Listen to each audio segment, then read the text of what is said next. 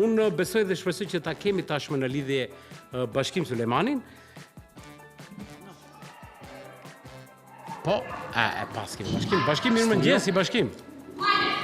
Mirëmëngjes, përshëndetje juve. Bashkim, ne sot dita e parë e shkollës. Po? Më thuaj ku ndodhemi, ku jemi dhe e përmenda në fillim të emisionit që nuk e di, Ministria e Arsimit thotë që jemi të gatshëm të fillojmë sezonin gjysmëvjetorin e dytë, jemi të gatshëm, i kemi bërë të gjitha masat, kemi marrë gjitha preventivat, duke marrë parasysh sepse ka një viroz të shumt rreth e rrotull dhe uroj që dezinfektimet të paktën të jenë bërë nëpër shkolla, por nuk e di në Tetov konkretisht a janë bërë të gjitha masat për të filluar një sezon të mbarë apo jo. Drejtoro, përshëndetje për së dyti, po ju paraqitemi live nga një ndër shkollat më të vjetra dhe një ndër shkollat më të mëdha të qytetit të Tetovës. Është shkolla fillore Liria me diku rreth 1500 nxënës dhe rreth 50 paralele. Këtu mësimi që në mëngjes herët si mund të dëgjoni këta zëra të bukur të fëmijëve ka filluar dhe është dezinfektuar në kohë, edhe pse nga biseda që bëm pak më herët me drejtoreshën e shkollës u tha që një numër i madh i nxënësve mungon shkaku i virusit të gripit, por më saktë do të dihen me përfundimin e orarit, kur edhe do të shihet se sa është ky numër. Ndërkohë, për të marrë vesh se si është gjendja në të gjithë komunën tonë, në qytetin e Tetovës, dhe nëse janë bërë dezinfektimet në kohë dhe nëse ka paraqitje të shumta për nxënës të prekur nga gripi, unë këtu afër me kam zotin Dauti nga sektori parësim i qytetit të Tetovës. Nazmi, faleminderit që pranuat për intervistën dhe në fillim më thuaj nisi në gjendje gatishmërie, nisi i gatshëm ky gjysmëvjetor, janë bërë dezinfektimet në kohë. Po, do me thënë sektori përveprimtari publike i komunës Tetovës ka qenë paraprakisht në komunikim të vazhdueshëm me gjithë drejtorët e shkollave fillore dhe drejtorët e shkollave të mesme për parapregatitjet për fillimin e gjysmëvjetorit të dytë në gjitha shkollat që i përkasin komunës sonë. Gjitha masat janë marrë, dhe është bërë dezinfektimi i shkollave, janë bërë parapregatitjet paraprake për fillimin dhe mbarvajtjen e këtij procesi edukativ arsimor.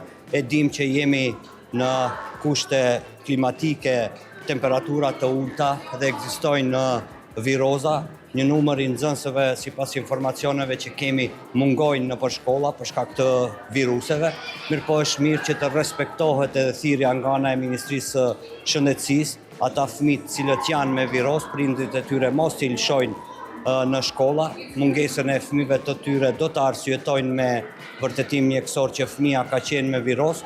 Është mirë që këta fëmijë mos të marrin pjesë në procesin edukativ arsimor, të paktën ata fëmijë që janë në gjendje të mirë shëndetësore të vazhdojnë këtë proces dhe ata fëmijë posa t'u kalojë viroza të kthehen në bankat e shkollave. Ne normalisht që brenda ditës së sotme, ditës së nesërme do të marrim edhe të dhënat se sa nxënës janë me viroz nëpër shkollat tona, mirëpo besoj që kjo fazë e virusit do të kalojë dhe procesi edukativ arsimor do të zhvillohet pa ndonjë pengesë apo problem eventual që mund të ndikojë edhe në këtë mbarvajtjen e procesit edukativ arsimor. Nazmi, patur parasysh edhe paralajmërimet se sot e tutje, domethënë, ose nga dita e djeshme, kemi edhe temperatura shumë të ulta në minus. Më intereson si është gjendja me ngrohjen në shkollat tona me tekst të veçantë të anomalisë. E dim që atje grada minus është shumë e lartë dhe të ftohti pamundson ndonjëherë edhe realizimin e mësimit. Keni dhënë anomalisë si është gjendja, janë të pajisur me lëndë djegëse? Po, e përmenda, ne kemi qenë në komunikim permanent me gjitha shkollat fillore dhe të mesme të komunës Tetovës. Në kuadër të komunës Tetovës nuk ka atë lloj pengese që të ketë mungesë të karburantit apo materialeve tjera djegëse. Të gjitha shkollat fillore të komunës Tetovës janë të furnizuara me lëndë djegëse, objektet e shkollave janë të ngrohta, nuk shfaqet ndonjë problematik me mungesë nxemje në asnjërin nga shkollat tona fillore dhe besojmë që nuk do të ketë probleme edhe në të ardhmen. Ne edhe me ribalansin e fundit që patëm në komunën e Tetovës në përfundim të vitit shkollor, në shkollat fillore të komunës Tetovës, jo vetëm që bëm furnizimet e nevojshme të këtyre shkollave fillore, po për herë të parë në komunën e Tetovës, po edhe në nivel republikan, nga në komunës Tetovës u siguruan mjetet dhe për pagën jubilare të gjithë punësuarve në kuadër të komunës tonë, ata të punësuar që kanë bërë 10 vjet, 20 vjet, 30 vjet dhe 40 vjet pune. Kishim disa paqartësi nga ana të punësuarve, cilët thonin që ne kemi nga 12 apo 13 vjet përvojë pune dhe nuk kemi marrë pagën jubilare. Thonë është thjesht komuna është e përgatitur për këtë gjysmë vjetor për të nisur. Nazmi, një element tjetër më intereson, sepse të gjithë jemi fokusuar te fëmijët, sa janë me gripë, sa janë me virozë sezonale, çka ndodh me arsimtarët, profesorët, ka ndonjë numër eventual, sa prej tyre do të mungojnë, sa prej tyre janë me viroza. E dim që procesi edukativ arsimor apo gjysmëvjetori i dytë ka filluar sot, jemi në orën 9:30 të mëngjesit dhe normalisht që sektori për veprimtari publike do të komunikojë me gjitha shkollat që janë në kuadër të komunës tonë dhe këtë numër do ta marrim sot brenda ditës, në qoftë se paraqitet nevoja apo ka mungesë të arsimtarëve, normalisht që themeluesi komuna e Tetovës do të intervenojë menjëherë, nga ana e shkollës bëhet kërkesë për zëvendësim apo për punë të urgjente që menjëherë të dërgohet arsimtari i ri, do të jemi në komunikim në gjitha shkollat dhe nuk do të vi asesi puna që të mungojë ndonjë nga arsimtarët dhe mos zëvendësohet që ky proces edukativ arsimor të ndërpritet. Ka backup, ka arsimtarë që presin për zëvendësim, domethënë.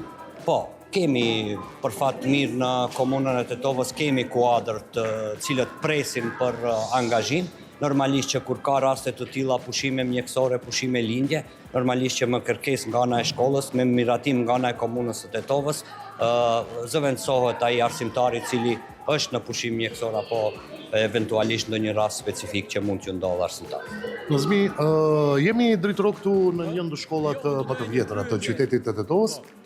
Okej? Më thuaj, pastaj do vazhdojmë. Nëse ka të bëj pyetje e lidhur me temën, me këtë zhvillim, bëje ti një herë, pastaj unë të kaloj në një temë tjetër për këtë shkollë që ka të bëj. Jo, unë kam një temë sepse sot kam një të ftuar në emisionin ton, ku është kryetari i parë i sindikatës të pavarur për arsim shqiptar. Dhe unë doja ta pyes zotin Nazmi, a duhet të kemi ne shqiptarët në Republikën e Maqedonisë së Veriut një sindikat të pavarur shqiptarët të arsimit? Nazmi, unë do të recitoj pyetjen me që nuk jemi në gjendje të ti dëgjojmë të dytë studion. Mysafir në studio është sot kryetari i parë i sindikatës shqiptare të arsimit dhe pyetja është nga territori nëse duhet të kemi në sindikatën e pavarur të arsimit në Republikën e Maqedonisë së Veriut dhe si do të ndihmonte kjo, si do zhvillohet. Mendoj që sindikatat janë të nevojshme për secilin institucion, pasi që janë ata cilët mbrojnë të drejtat e punëtorëve, si në kuadër republikan, po edhe në nivel komunal, po ashtu këtë që përmenda pagesa e pagës jubilare ka lind nga marrëveshja që bëri sindikata për arsim dhe shkencë me Ministrinë për arsim dhe shkencë, dhe e cila e bëri obligative pagën jubilare, bëri obligative pagën apo regresin për gjithë të punësuarit në shkollat fillore dhe të mesme të komunës Tetovës. Mendoj që sindikatat duhet të jenë funksionale dhe duhet të jenë sa më aktive për mbrojtjen e të drejtave të punëtorëve dhe normalisht institucionalisht çfarë do të kemi mundësi do të ndihmojmë që këta sindikata të rriten dhe të funksionojnë pa asnjë lloj problematike. Okej, Nazmi, atë që desha të them është se para rreth një viti, këtu pikërisht nga kjo shkollë, nga oborri i shkollës, kemi raportuar që ka të dhëna se po përgatitet një plan për rindërtimin e kësaj shkolle, gjithsesi sepse është një nga shkollat më të vjetra këtu dhe shpesh ka pasur dhe probleme sidomos me instalimin e energjisë elektrike që bëri që të ndrohet një pjesë e pullazit, pastaj pjesa e bodrumit që kishte disa pengesa, ndërkohë që nga kjo shkollë kanë lindur shumë njerëz të mëdhenj të qytetit të Tetovës, kanë lindur shumë profesorë që tani kemi për çdo respekt, kanë lindur artistë, këngëtarë të ndryshme, andaj Nazmi, u bë alarmante njëherë që do të fillojë ndërtimi i objektit të ri, ndërkohë që 2 objektet e shkollave 7 Marsi dhe shkolla tekstile filluan, por a ka ndonjë plan si vjet për këtë shkollë dhe a ka mjete të ndara ose janë paraparë në buxhet të ministrisë apo të nivelit lokal të komunës? Po, siç e theksuat, po vijon ndërtimi shkollës mesme tekstile dhe gjimnazit të dytë 7 Marsi. Komuna e Tetovës ka përpiluar edhe strategjin për zhvillimin e arsimit në komunën e Tetovës, ku është parapar dhe ndërtimi i objektit të ri për shkollën fillore Liria. E dini që shkolla fillore Liria në bazë të rajonizimit përfshin një territor paksa më të gjerë në qytetin e Tetovës. Nga ana e komunës Tetovës janë ndarë edhe parcela për ndërtimin e objektit të ri të shkollës Liria. Normalisht që me thirrjen e re që do të hapet nga ana e Qeverisë së Republikës Maqedonisë së Veriut, komuna e Tetovës do të aplikon me projekt për ndërtimin edhe të kësaj shkolle. E dim që shkolla fillore Liria është një ndër objektet më të vjetra shkollore në qytetin e Tetovës dhe normalisht është në plan dhe po përgatitet projekt për ndërtimin e edhe të këtij objektit të ri dhe normalisht që në periudhën e ardhshme mendoj që do të fillojnë që nga viti 2027 besoj do të fillojnë edhe punimet për ndërtimin e objektit për shkollën fillore Liria e cila është në qendër të qytetit të Tetovës. Të faleminderit, ne do vazhdojmë që të ndjekim këtë 2027-ën, sepse din këta qeveritarë në njërë t'japin kohë vetes pak, por ne do të qemi këtu për t'i ndjekur. Sigurisht. Ndërkohë, drejtoro, unë do ju përshëndes nga një nga shkollat më të mëdha të qytetit të Tetovës dhe me numër më të madh të nxënësve, duke ju uruar nxënësve shëndet të mirë, të plotë dhe ishte për herë të parë dita e sotme kur ata zhurmat e nxënësit ishin zhurma shumë të bukura që paralajmëronin fillimin e gjysmëvjetorit të dytë. Dash Zoti që të ngrohet temperatura, të jemi mirë dhe të vazhdojmë të gjithë me këtë gjysmëvjetor. Kaq nga Pollogu. Faleminderit shumë bashkim, faleminderit shumë zotin Azmi. Një vit të mbar, pa halle, pa derte, pa telashe të shumta. Shpresoj që të kem suksese gjitha nxënësit. Faleminderit shumë.